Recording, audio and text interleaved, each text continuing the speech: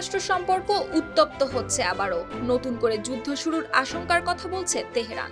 একই সময় চুক্তি নিয়েও বাড়ছে টানাপোড়েন। ইরানের সশস্ত্র বাহিনী জানিয়েছে পরিস্থিতি যে কোনো সময় আবার সংঘাতে গড়াতে পারে।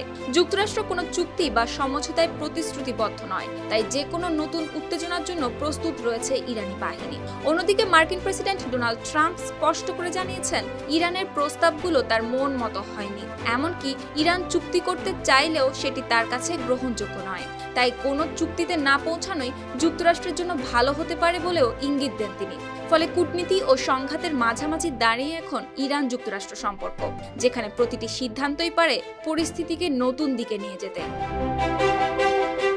ইরানের সামরিক সদর দপ্তরের উপপ্রধান মোহাম্মদ জাফর আসাদি বলেন, মার্কিন কর্মকর্তাদের বক্তব্য ও কর্মকাণ্ড মূলত প্রচার মাধ্যমকে ঘিরে। তার মতে এর লক্ষ্য তেলের দাম স্থিতিশীল রাখা এবং নিজেদের তৈরি সংকট থেকে বেরিয়ে আসা।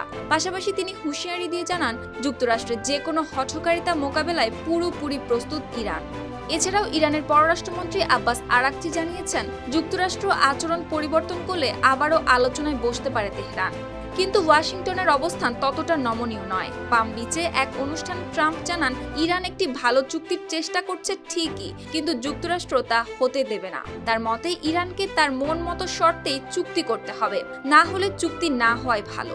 এর মধ্যে কংগ্রেসে পাঠানো এক চিঠিতে ট্রাম্প ঘোষণা দেন, ফেব্রুয়ারি থেকে শুরু হওয়া শত্রুতা শেষ হয়েছে মাত্র, তবে ইরানের হুমকি পুরোপুরি শেষ হয়নি এখনো। ঠিক এর আগের দিন সাংবাদিকদের সামনে নিজের অবস্থান আরও কঠোরভাবে তুলে ধরেন ট্রাম্প। সেখানে কড়া ভাষায় বলেন, হয় ইরানকে উড়িয়ে দেওয়া, নয়তো একটি চুক্তি করা ছাড়া আর কোনো বিকল্প পথ খোলা নেই তার।